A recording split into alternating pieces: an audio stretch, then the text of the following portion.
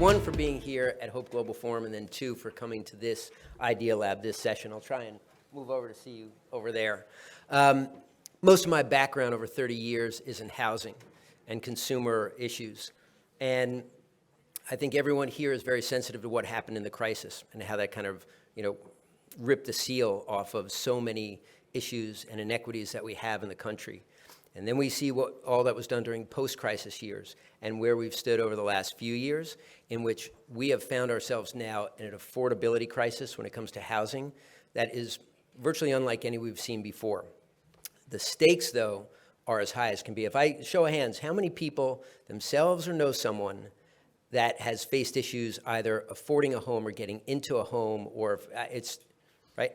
I would say everybody, whether it's a relative or a friend. There are so many variants as to why this is the case. There's things like housing supply. There's things like bias in the system, embedded bias. There's interest rates, right? There's cost burden. So we're going to try and unpack those a little bit here. There's an ocean to boil, so we'll make sure that we kind of stay on point. Otherwise, we'll be too scattered. But there are symposiums that go on for days about this. But the most important thing, and this is in line with the theme, making the case for optimism, is that we're going to try and come up with some meaningful solutions about how to move the ball forward, because it's a must. Housing is the centerpiece of wealth generation and stability. It's not just about having a home. It goes to health. It goes to life expectancy. It goes to emotional and psychological stability. And we've got to crack this code. Otherwise, we're just going to have more generations showing inequality, inequity. I call it a tale of two cities, right? People who are in homes and have versus those who can't. And there's so much that stems from it. So that's kicking us off today. And so I want to turn to the panelists here. They all have different perspectives on what they do. And I want to talk about where they see issues of affordability from their seats, and maybe a few initial ideas about what we might be able to do to address the barriers. So, Cheryl, National Fair Housing Alliance is one of the biggest flag bearers on issues, right, with respect to equity, inequality, bridging the racial home ownership gap, eliminating it. There's so much that you do there, so I'll turn it to you as you see fit. Thank you so much, Gary. Can you hear me?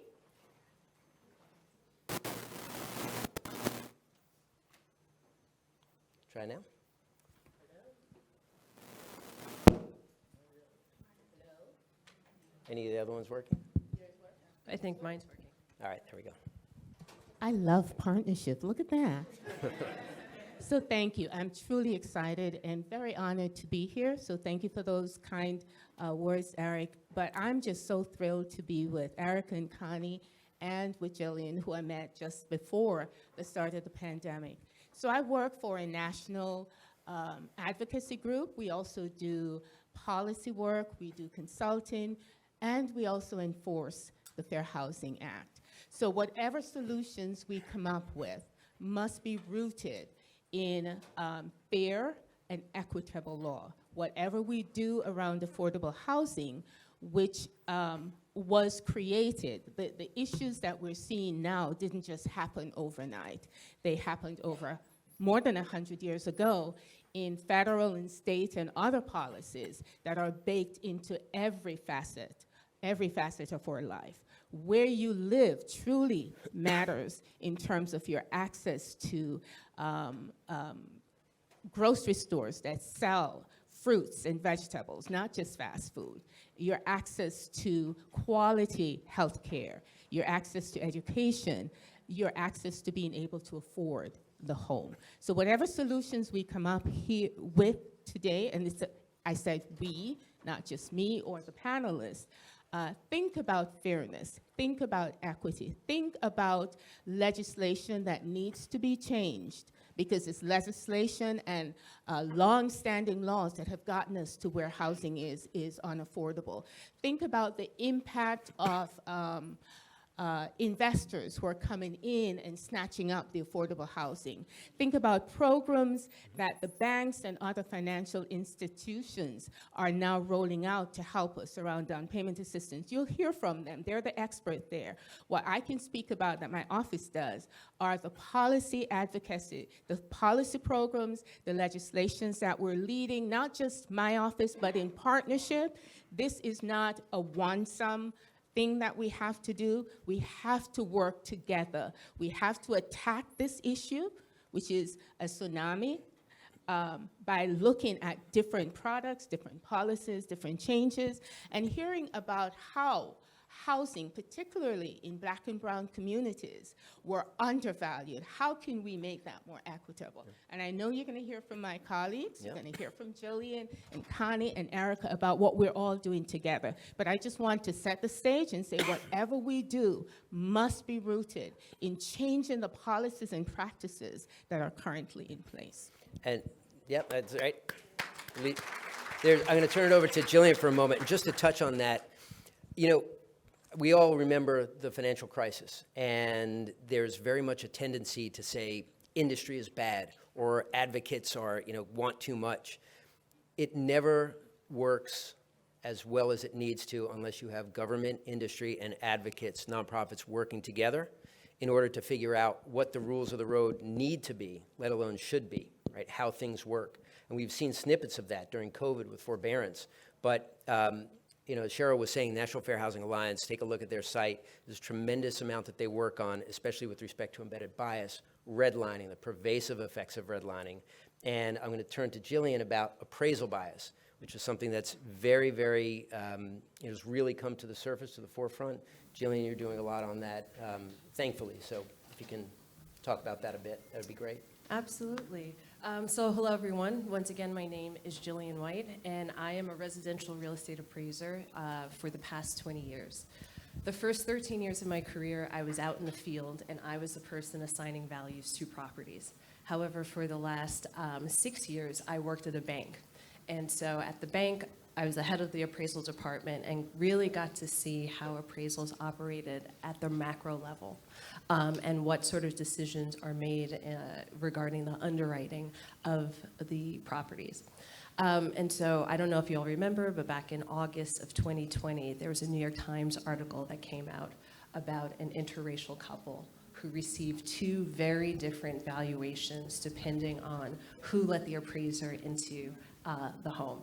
So the black wife, Abana, got one value.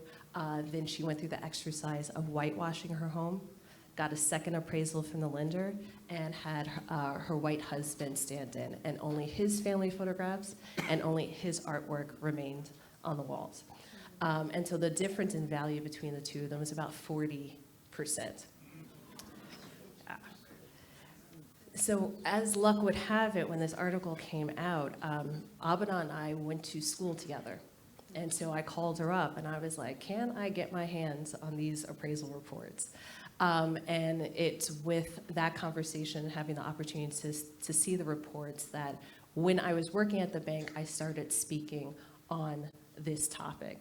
Because if you're talking about affordability, I think most of the focus is on getting into the property. However, there's a whole other aspect of it, of being able to hold onto the equity that you have accrued in the property. And now we have data to prove that Black and brown communities are at a disadvantage in this arena, because based on reports that came out from Freddie Mac, really focused on purchase transactions, and then there was a follow-up study done by Fannie Mae on refinance transactions. Regardless of whether or not you're living in a predominantly Black and brown neighborhood, or if you are a Black and brown consumer looking to refinance or to purchase, in all cases, there is a gap. And so if you are a person of color, the likelihood of your appraised value coming in at the same value as your white counterparts is significantly lower. And so now with Appraisal Insights, my focus is on addressing that and really working with state and federal regulators to find out what sort of changes need to be put into place. What sort of questions should the bank examiners be asking when they go and complete their examinations, and trying to preemptively get in front of this so it's not 100% on the consumer to be able to catch it, but hopefully can be caught before it ever reaches the consumer. And also the appraiser population, which is 92% white, can also be educated to prevent providing biased appraisals in the first place. And so, yeah. And Julian, so President Biden administration launched the PAVE task force. Will you just take a second to talk about what that is, or, or what the goals are? That would be great. So again, in the vein of saying what's being done to fix this problem that needs to be fixed once and for all. So yes, there's a presidential initiative to focus on appraisal bias. It's called PAVE, which stands for Property Appraisal and Valuation Equity. And PAVE is broken up into 5 different categories.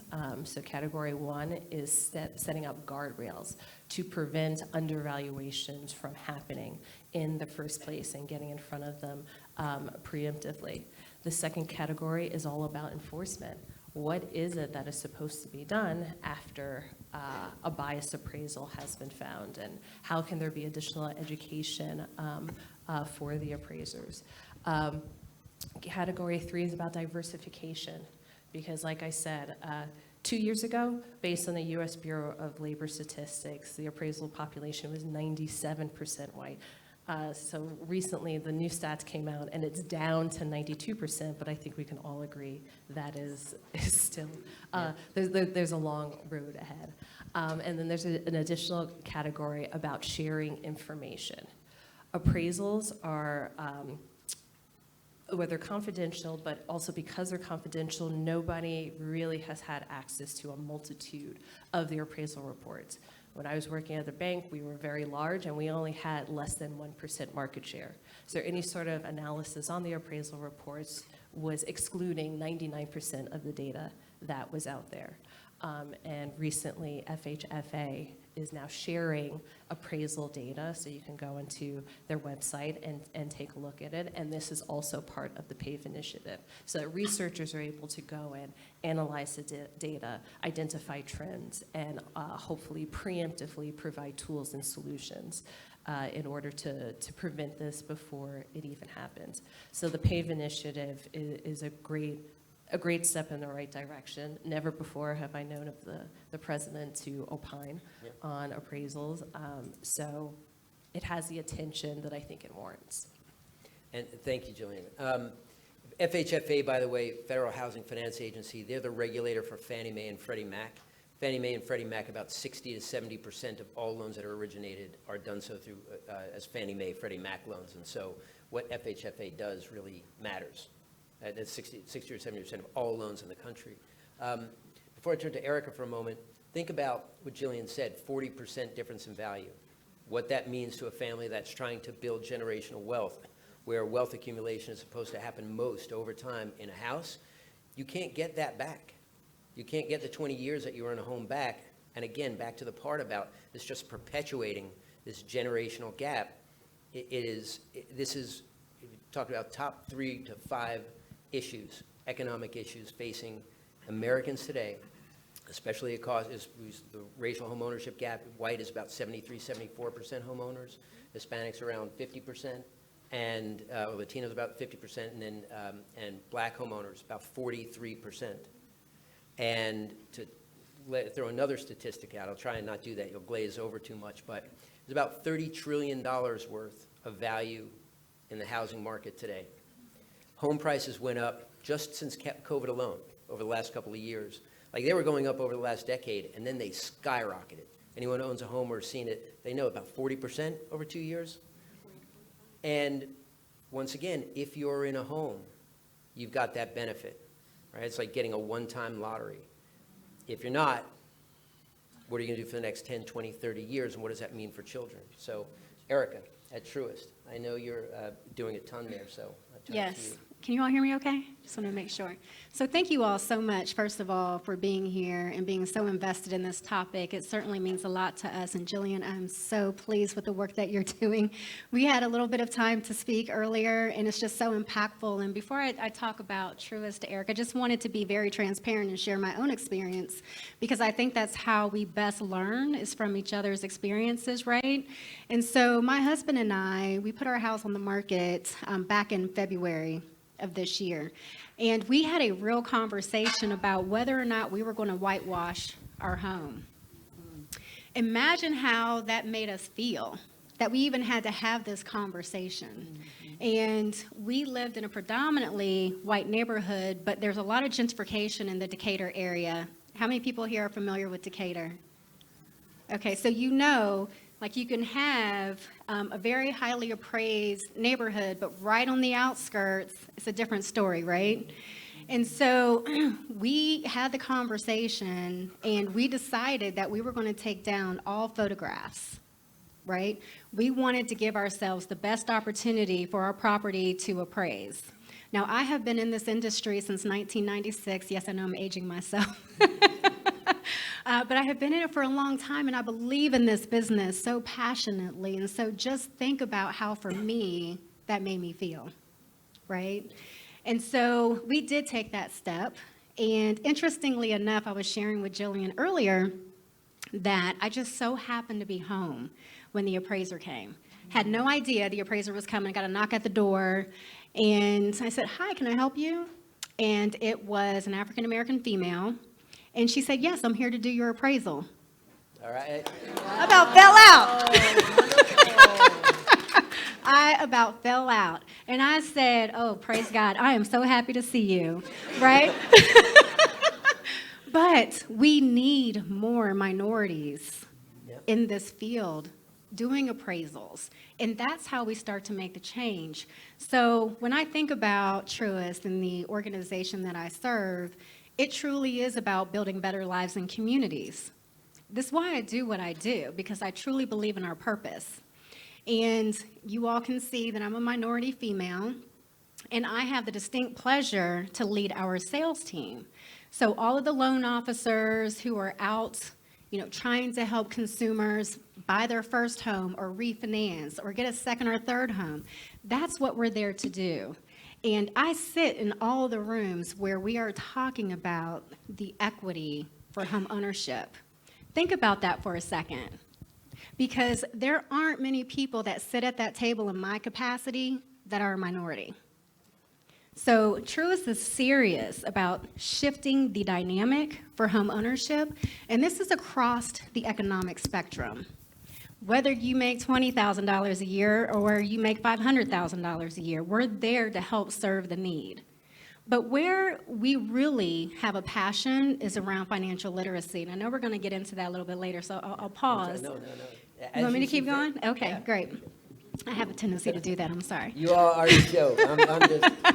And then I'll pass it on. But financial literacy is so important, because when I think back to my childhood, and I'm multi-ethnic, I had the white side of my family who owned their homes.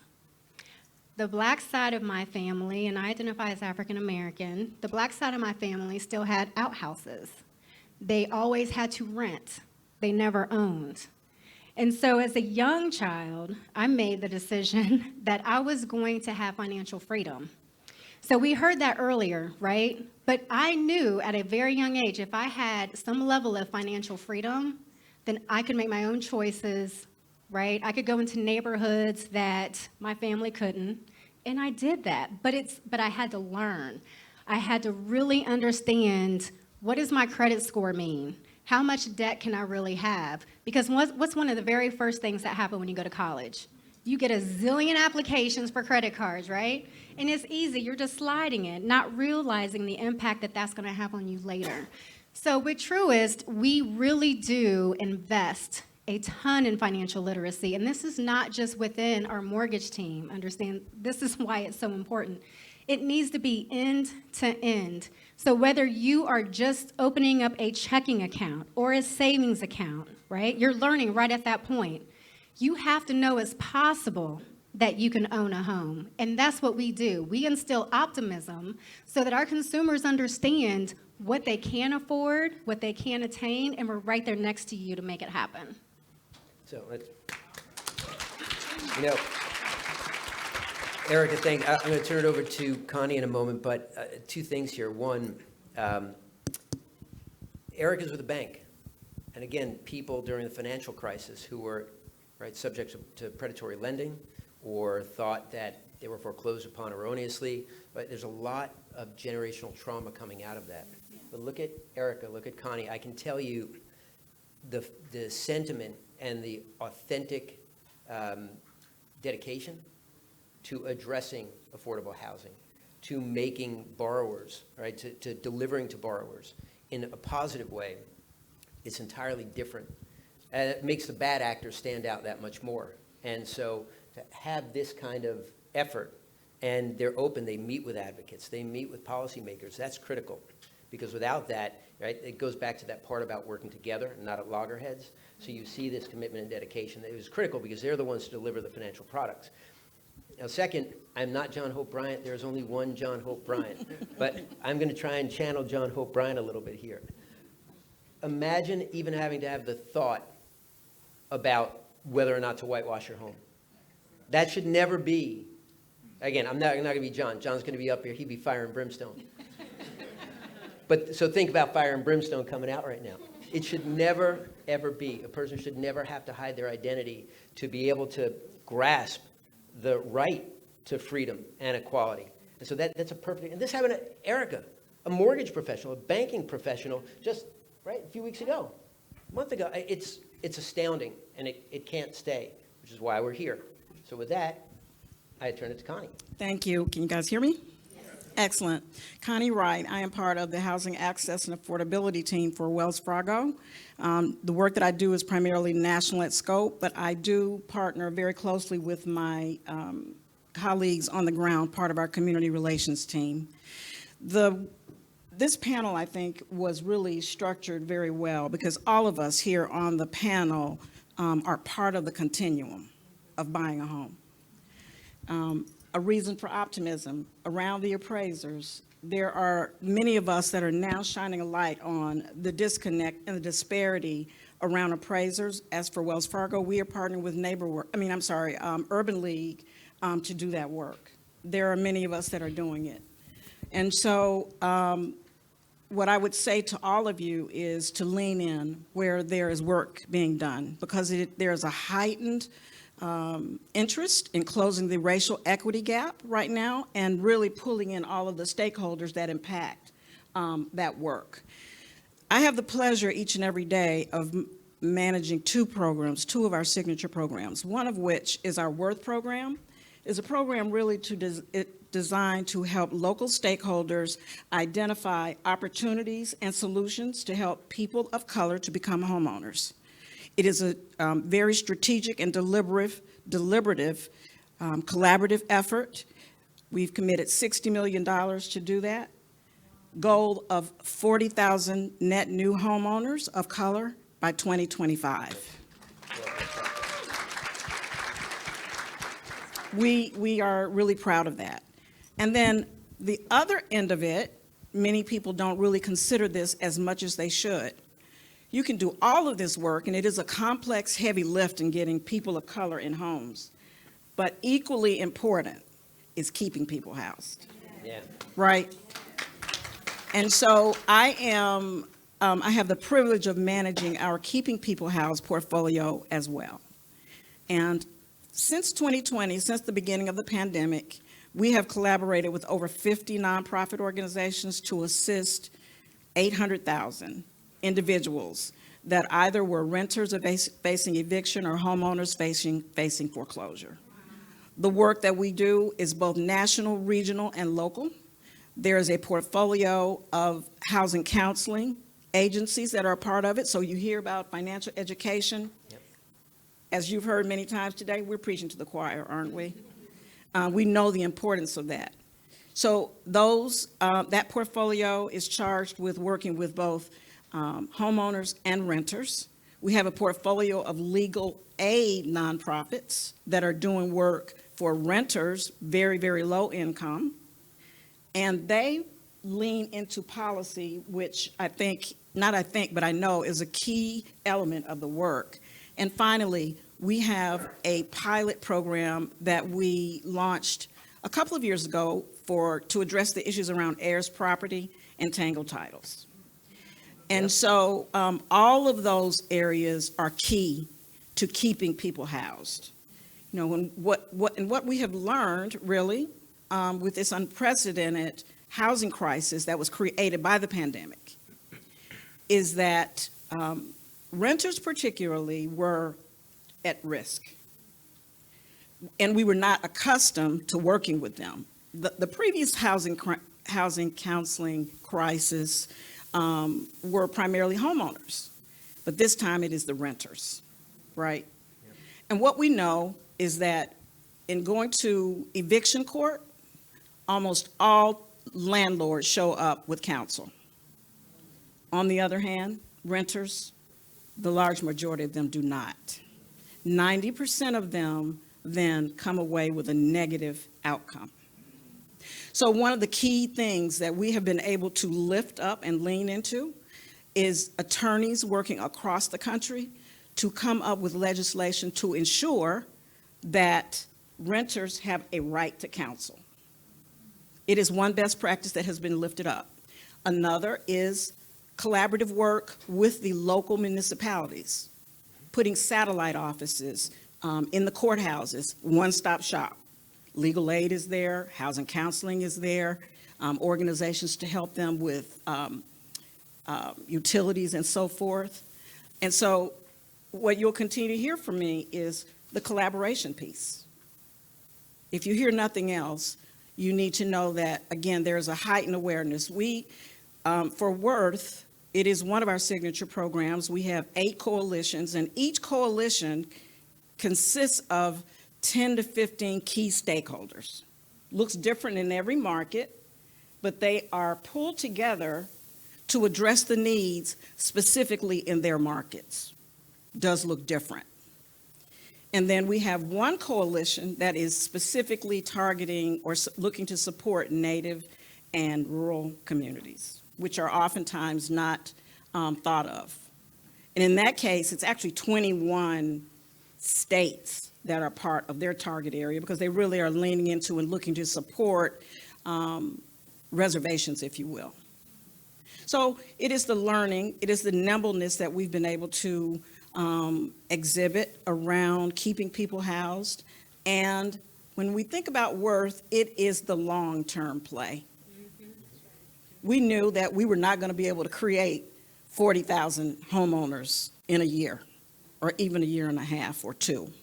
But what we know is that it is deliberate, it is strategic, and that they are working collaboratively, one goal, one place that they were working toward, and that is creating homeowners.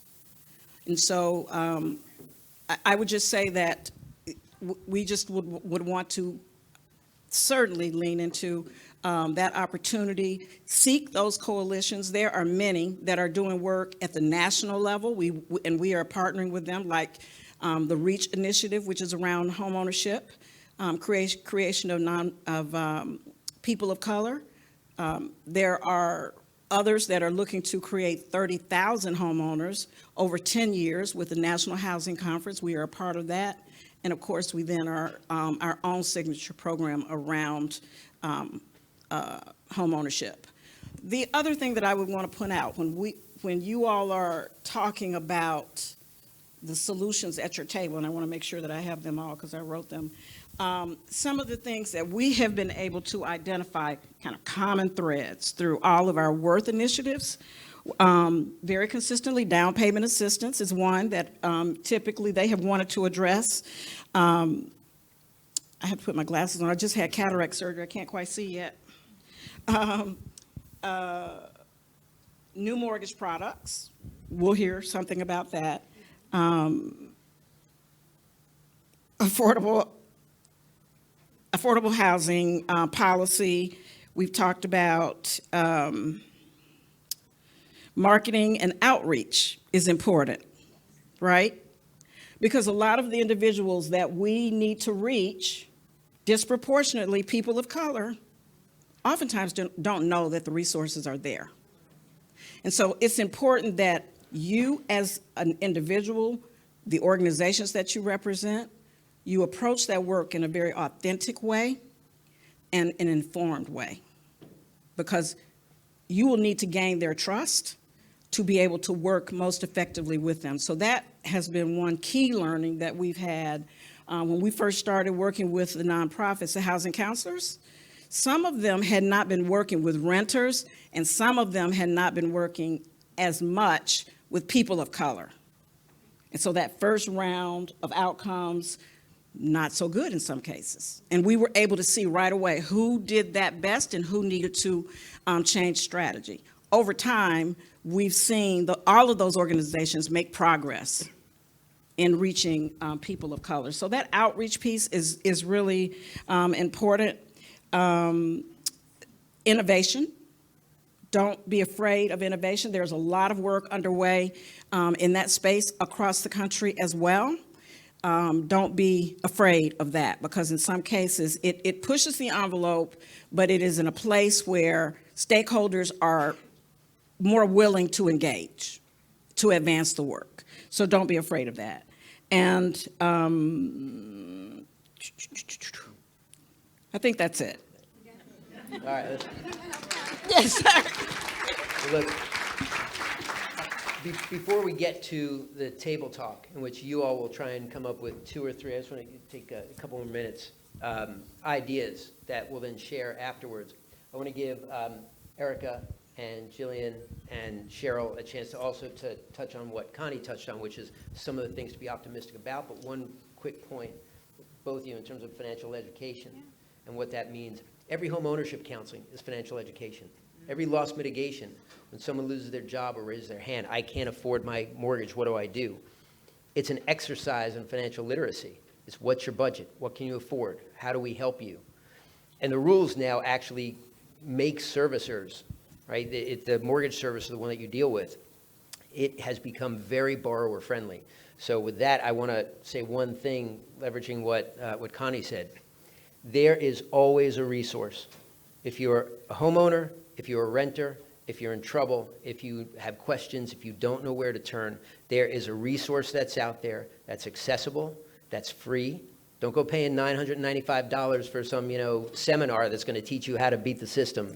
It's free. The credit counselors, they're nonprofit credit counselors. They work for you. They're not working for their own paycheck. There's always a way. If you don't know where to turn to one of these organizations, turn to Operation Hope. Look on our site. We're building out our Financial Literacy for All website. We want to make financial literacy a fundamental part of the country for all, in schools and workforces, in our national psyche, because that's how I came to financial literacy. It's a pillar of all the progress we're trying to make, economic, social progress. So one thing that you're optimistic about in terms of a program or an initiative Just that one underway thing. in the house. They're going to take the mic from us in a second. Just one thing. Well, one of the things that I am very optimistic about is understanding how important it is to do business with those that we trust, right? And at Truist, it's very critical to me personally and to the organization that we mirror our communities. And so that's something that I have taken very personal, as I said, and I have a plan of getting us there. We're not there where we need to be today, and I take full responsibility for that, but we will be there. And so even here in Atlanta, as an example, we are hiring loan officers that do mirror our communities, because we want consumers to feel very comfortable coming to us. We want to be in the communities. We understand the needs like nobody else, and we want to have that very open dialogue to make sure that people know what is possible. That's critical. If you don't know what's possible, you're not even thinking about how you can generate generational wealth, right? And the last thing that I'll say is also educating our families around heirs property, right? Like, there's a lack of education there. So as hard as we're working to leave property to our family, we need to make sure they understand how to protect it so that it continues through generations. Yeah. Thanks, Erica. All right. And go Cheryl. Just for a final thought, yeah. Thank you. So I'm going to add to my comments earlier because I had not had an opportunity to share with you some of the legislative work that are in progress. National Fair Housing Alliance, or NAFA, that I work at, along with Center for Responsible Lending and others, have been spearheading several legislative changes, some that are being even led by your local Senator Warnock and other congresspeople from Georgia. So one that looks very promising is called the Neighborhood Homes Investment Act, which would spur and create 500,000 affordable homes. That's preserving current homes that are in communities of people who look like most of us in here, or who look like all of us in here, because the affordable housing crisis, while predominantly Black and brown people are impacted, it impacts every single person. So the Neighborhood Homes Investment Act is a legislation to watch.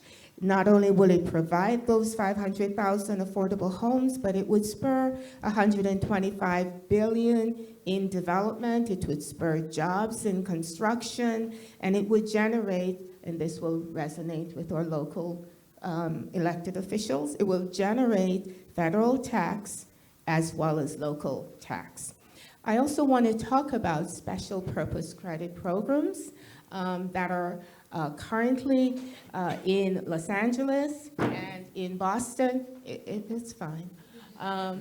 Along with first generation mortgage programs, which are important. There's some of us who, because, as Erica spoke about earlier, have not, or who have forgotten the dream of how important home ownership is to them, need to have these programs that will remind them, and that they're geared specifically to folks who have never had a home. Their parents didn't own one, their grandparents didn't own one, so these are special programs geared for that. And they do fit within the Equal Credit Opportunities Act and the Fair Housing Act that we have. There's so much more that we could talk about, but I'm going to be fair and let my colleagues talk, and because we're going to have a chance to come up with courageous and bold policies that will help to address and crack the homeownership code. And the last thing I'll say is that we need to speak the language of the people that we're serving. I'm an immigrant. I'm still a first generation immigrant. How my parents were able to own their home was to partner with their adult children. And so don't think of homeownership in one facet. Home ownership should be broad. It is about having a stake, it's about planting, and it's about preserving the heirs, preserving property that were in our family from years and years and years ago, and just keep building. It's incremental, and don't let all the pessimism dissuade you without a vision. Grab that vision, hold tight to it, and if we all lock arms with the products that the financial institutions have, with people who are knowledgeable about appraisal and wealth building, and with advocates and investigators like my colleagues, we will get there.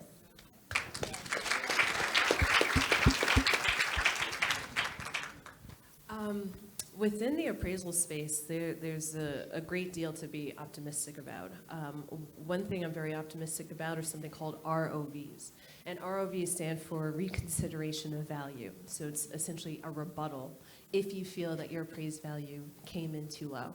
Historically, it was left up to each lender to decide for themselves what the ROV process was, or whether or not they even had an ROV process. And now there is some interagency guidance around this to really get it standardized, and also to put some data around it eventually as a result of the PAVE initiative. So I'm really excited about that. And something else to be optimistic about is that there are lots of new anti-bias appraisal products that are coming out.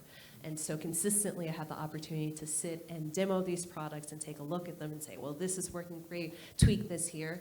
And then my big hope is that eventually there'll be a product created for the consumer, so that once you have an appraisal done, you're like, this doesn't look right. There's actually some tool available to all of us who are not appraisers necessarily to be able to sufficiently advocate and say, hey, I think something is wrong. Please take another look. So those are some of the things I'm optimistic about. Great. Awesome. Thanks, Lillian. And to bring us home, Connie, any final thoughts? No, I think that right? we've covered Go it to- all. We're ready right. ready to go. I would just want to call out my colleagues that are here. Could you raise your hand, Wells Fargo? Is it just, okay? You know, as we continue to go through this process at the tables, there'll be as we go through the process at each table, please don't hesitate to reach out to myself or others in the room from Wells Fargo. Thank you. All right. So, look, John this morning said, don't sell past the yes. So in that light here, I'm not going to sell past what they just said. Everything that our panelists said is on point. When you have smart, sincere, committed people like them and others in industry and advocacy and policy who are working towards this, that's the reason for optimism. So thank you, panelists, one and all. We'll reconvene after we do all the table work, and then we'll bring this to a close. Thank you.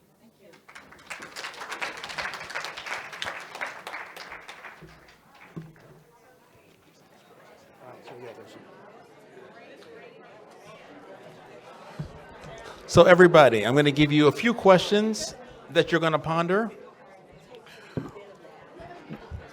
We're going to think about, one, where to begin. What are the barriers that need to be addressed? We're going to look at what policy changes are needed.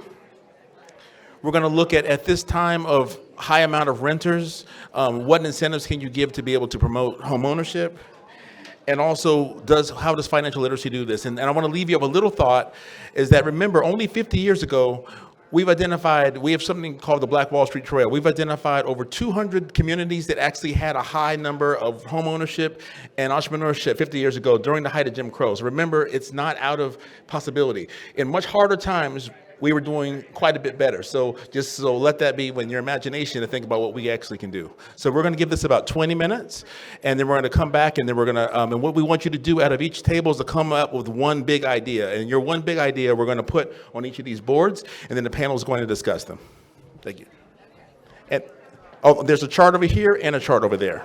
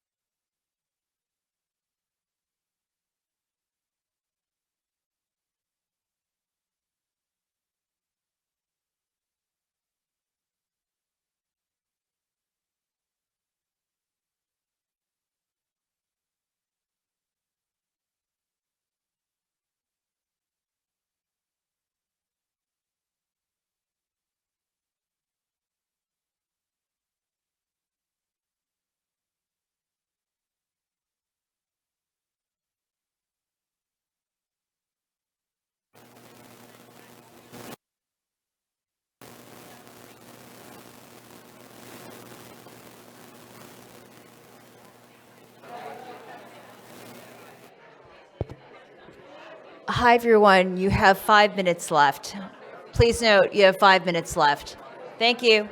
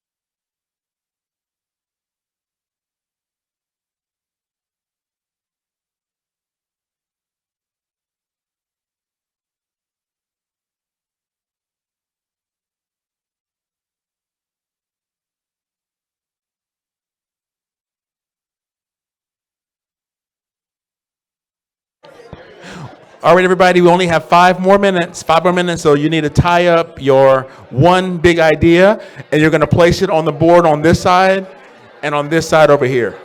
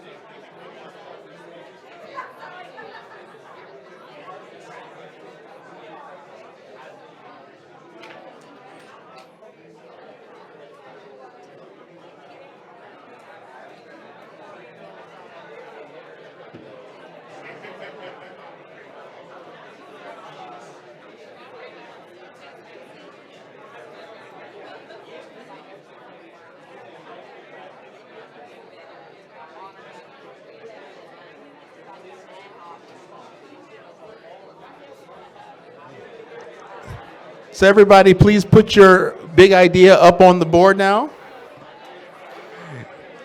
It's time to put your big ideas up on the board because we're gonna have also we're calling the panelists back up to the stage. The panelists are going to finish up with us at the end.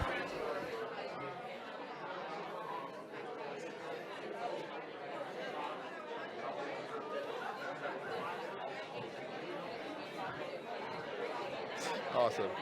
Thank you. So what's Appreciate the, it. no, you got, what's So the what we're going format to do, close it out? basically, we're going to have each idea mentioned, and y'all, reflect. And we're going to try to do it within 20 minutes.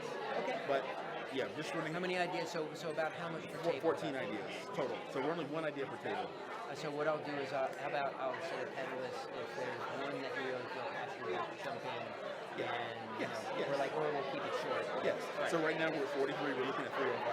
Perfect. So about 20 minutes. You got it. I got I had the stopwatch up there. Awesome. So it's like, Thank you. thank you.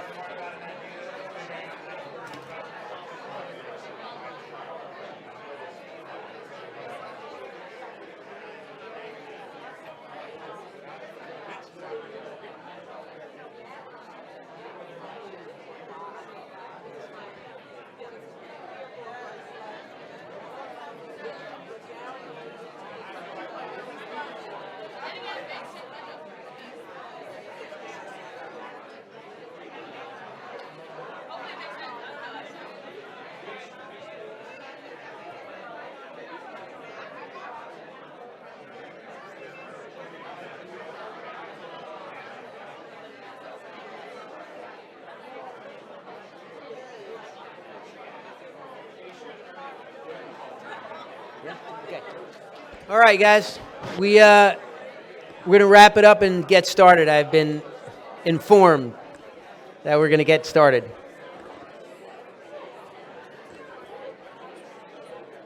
All right. You guys wanna come up? All right. All right, guys, have a seat. All right, tables. We're gonna get started in a second. If we can, thanks. All right.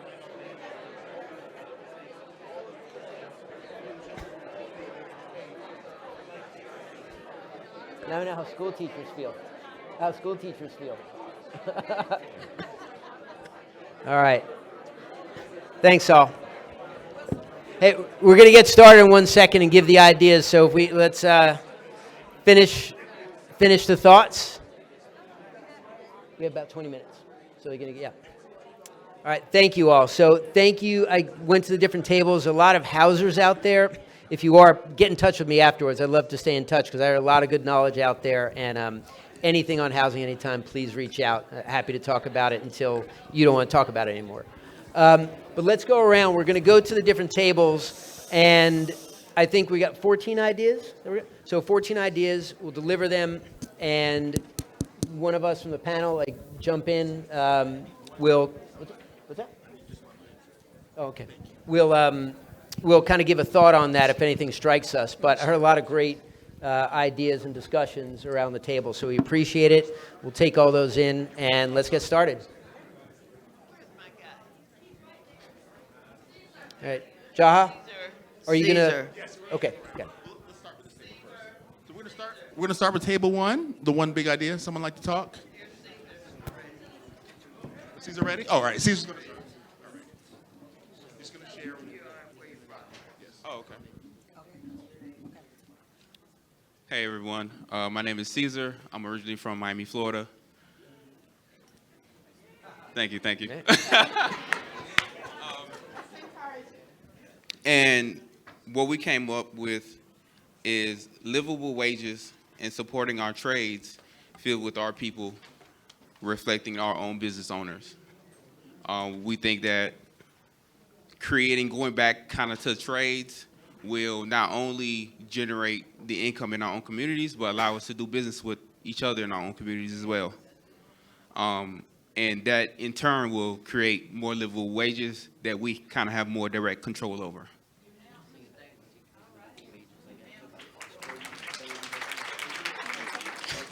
Thank you. So I'll take that first one. Yeah. This notion of livable wages and cost burden it's astounding. Right now, I want to say about 25% of homeowners are cost burden. They spend more than 30, if not up to 50% of their pre-tax income on housing. Renters is worse, about 40%, and low to moderate income, it's exponentially worse. So that livable wage, the dollars have to come from somewhere, right? Either people have to be empowered economically, or dollars have to come in through subsidy or other ideas, tax credits, things like that. But the math has to work, and that's one of the challenges facing. So thank you for that. That's a great point. Appreciate it.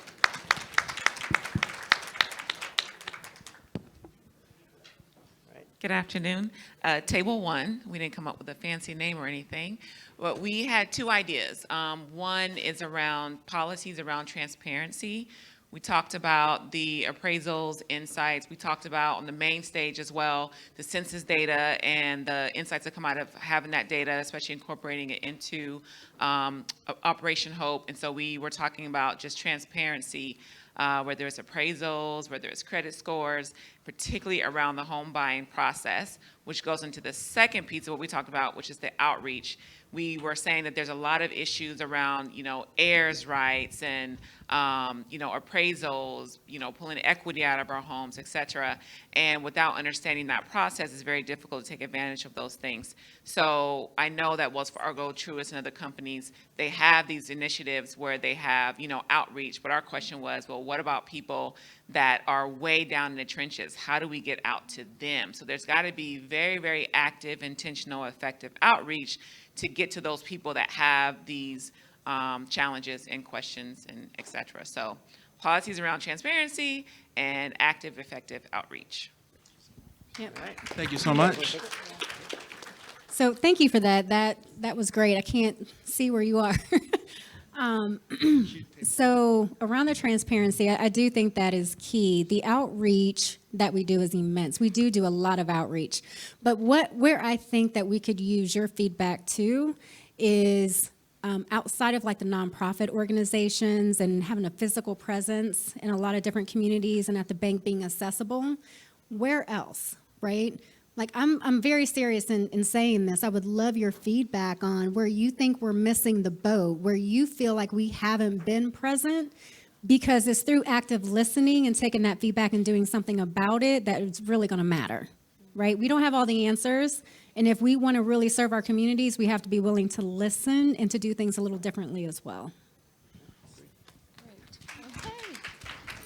And as I shared with you guys when I was at your table, the outreach that we were able to deploy was really indirect. We worked with nonprofits that were on the ground.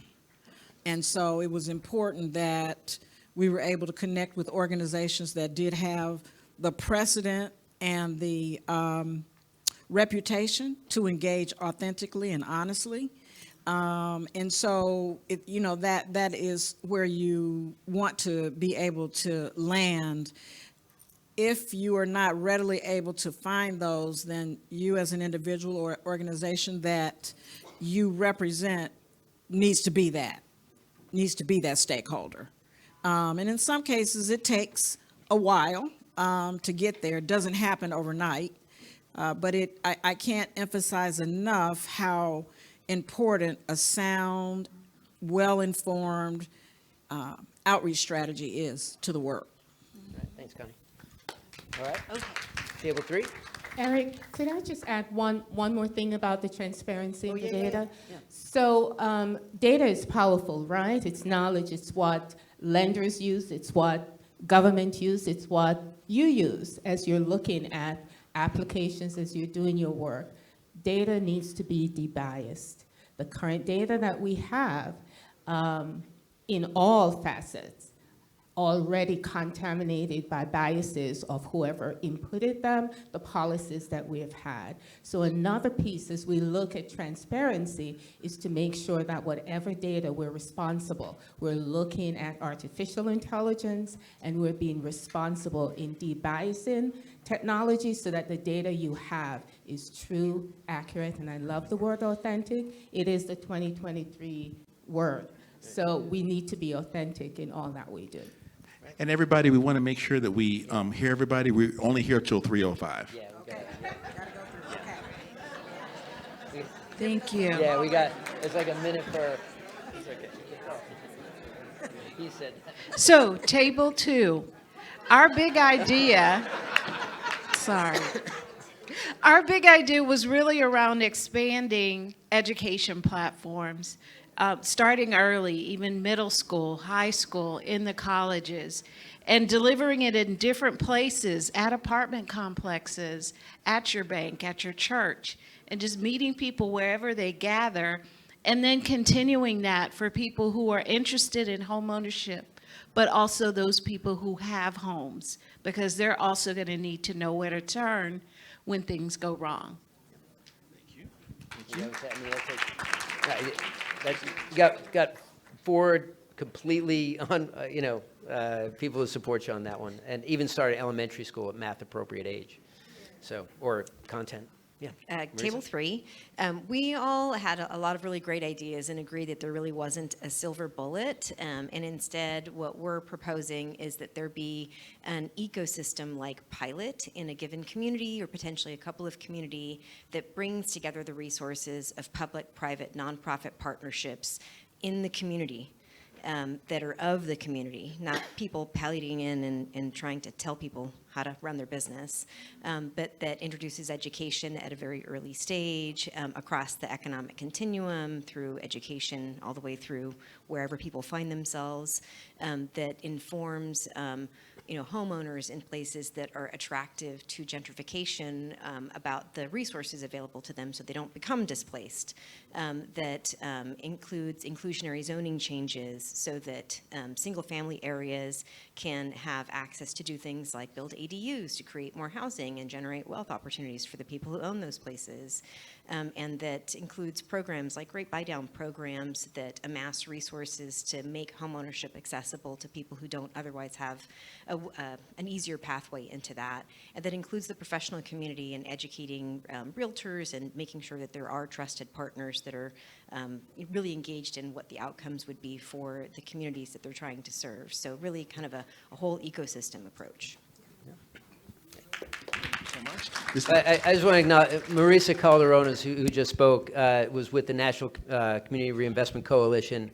She was an exec there. She just left. She's now the new CEO of Prosperity Now. So, right? And CEO and president.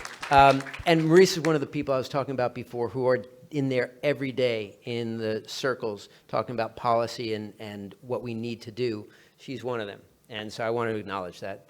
Thank you for being here, Marisa. Thank you. I'll just follow up on what you just said. As I had indicated earlier, our Worth program is really built on that strategy. The coalitions, though, are only in 8 markets. And so it is a tried and true strategy. I can tell you that some coalitions have been successful at coming together and being able to secure funding on behalf of the coalition. There's one in New York, there's one in Philadelphia I know of.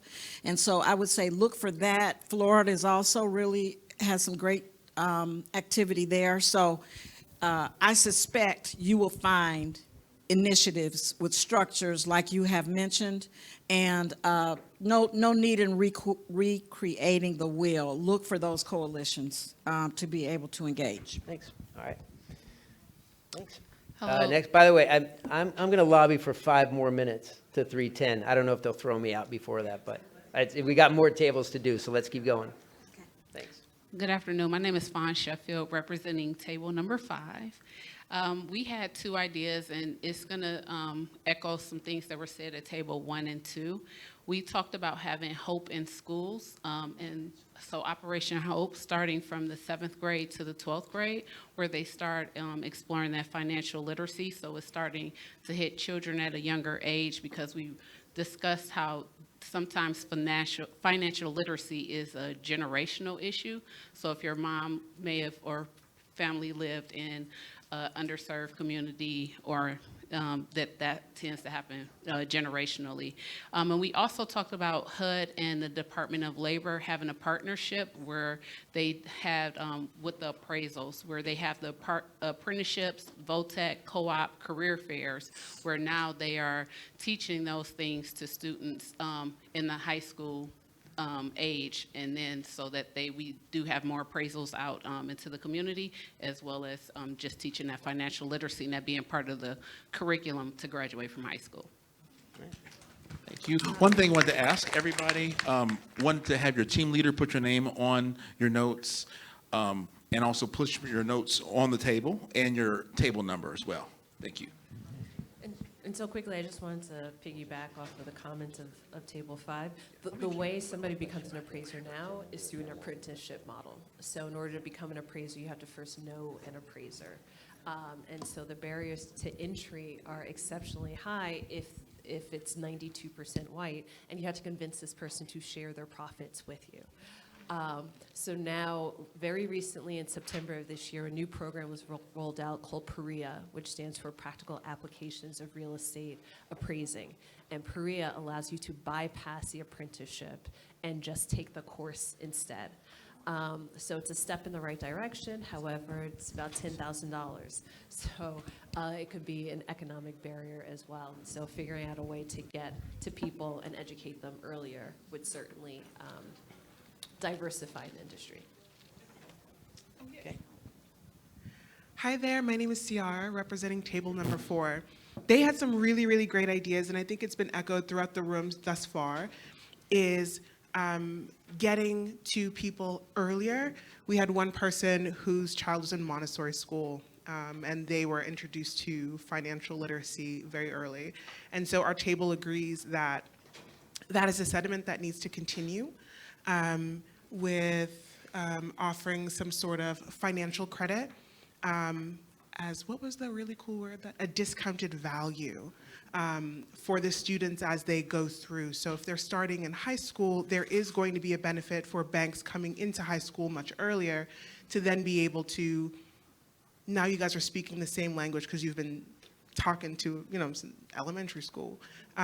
So in a nutshell, with the time in respect to time, I believe that was kind of the summary, because the cost of education, the qualifying the customer for financial literacy products, and then you do have them for life because you've been talking to them since they were teeny tiny humans. Thank you. Hello, I'm Amy McCoy. And this is a very important conversation. I'm so glad hearing all the different ideas. One thing that our table came to a consensus on is one thing that we've all learned from the financial crisis as well as COVID. It didn't matter how much equity you have in a home. If you're going to get foreclosed on because you lost your job, you get foreclosed on, right?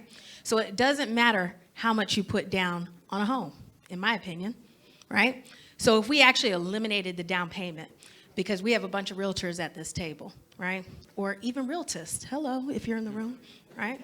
So what we've learned is that what we would like to see is, instead of it being down payment, because there's so many down payment assistance programs, but again, even that is a barrier because of credit score, right? Or assets. So what I would love to see is there actually be a savings escrow.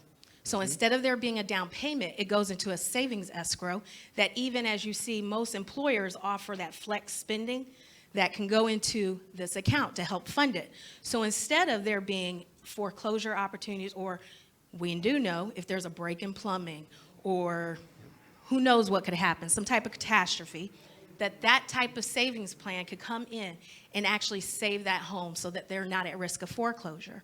I think this would be a big help to actually closing that gap in terms of home ownership.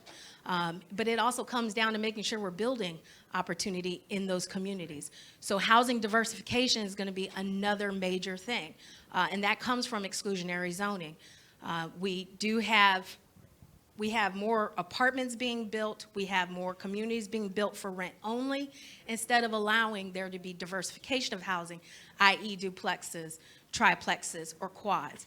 That's how we can actually help for multi-generational housing, but most importantly, also help build the financial wealth of those that are looking to, for instance, let me walk that back a bit. I rent my garage apartment. I could get over $1,200, but I rent it to someone who only gets $900 in their paycheck every month. So why not go ahead and help that person? Only charge her $600 in rent. I don't get any extra subsidies for it or anything like that. That's just common decency out of my own heart. But if we had more opportunities to be able to build more duplexes, triplexes, and quads, many people could be able to house their mom there or anybody that's living off Social Security. So that's just another avenue. But the ownership savings account would be very ideal because, again, employers can actually contribute to that and help save instead of the home being at risk of foreclosure. We're going to have to do one last one, and then we are going to put all these ideas together. Thank you. Hello, everyone. My name is Kendall Marshall. I'm representing Table 7, and I will narrow my time down because I want to get to other tables. We looked at focusing on young homeowners, and we were looking at ages that were ages 18 to 34. And what we did was looked at government programs that we've seen that in the past that was successful. So we took like the GI Bill and see how we could maybe modify that GI Bill to give those young individuals opportunity to own their first home. And so we looked at having reduced interest rates, no PMI, no down payment, and then we looked at how we could exclude investors to keep investors from coming in and taking over those properties. And so also we covered the financial literacy part, because once you're in, you need to keep your home. So that's just kind of a synopsis of what we looked at. We could go in more detail, but I want to give everyone else an opportunity. So I got word, we got 45 seconds. We're doing like speed dating now. Everybody, 45 seconds only. And by the way, 3:15, Charlemagne the God and John Hope Bryan are talking, so I know all y'all want to be out there for that. So, hello, I'm Michael Ross. This is Table 8. We're talking about zoning and planning, utilizing zoning and planning to increase density and supply of housing. In turn, can also lower rental costs for those that are going to be renting. Thank you. Thank you. All right, this table. Hey, my name is Mitchell Tansey. I'm representing Table 10 here. Our idea was to put together a coalition of industry leaders in different regions to help fund minority access to training for people to actually, get in the program and education around explaining the value of these homes, and also use it as a think tank. So to pull in different industry leaders and collaboration to allow us to network and improve things from that aspect. Thank you. Good afternoon. My name is Andre Landrum, and our table actually focused on the supply side of things. We recognize that there's just not enough access to inventory of affordable housing. So the focus was, how would we go about identifying maybe capital pools that can be used to kind of match both the rehab and resale opportunities for those who may have identified kind of homes that just are vacant and they're in those areas. They want to rehab them, but they don't have the funding to do that. So that's what the solution that we focused on. Thanks. Thank you. Thank you. Hi, everyone. Raquel Wilson, representing Table 11 and coming from Black Wall Street, Tulsa. We focused on 2 areas: standardizing the appraisal process to remove racial bias by leveraging fintechs that do social good, as well as mentioned AI. Also, to create protected lands for those in communities on the brink of gentrification, so we can learn from the positives and negatives from our brothers and sisters on reservations. Thank you.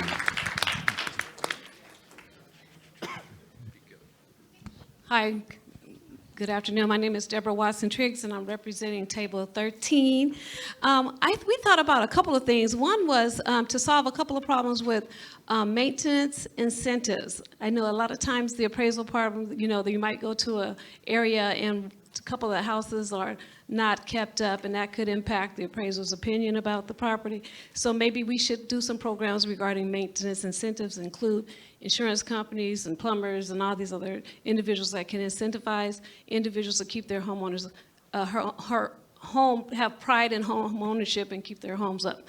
So that would help the value. The other thing I just thought about was having a first-time homeowners investors program.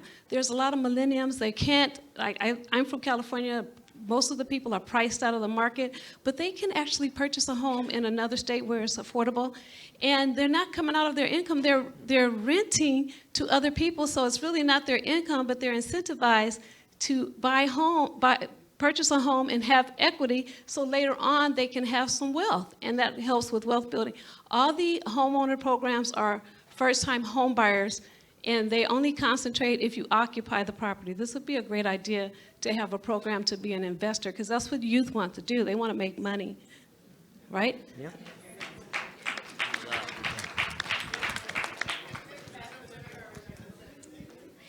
Hi, my name is Maribel Medina with Operation Hope, and most of the talk on our table was around financial education. And we used a tagline from our friend here, Karen, deny with dignity.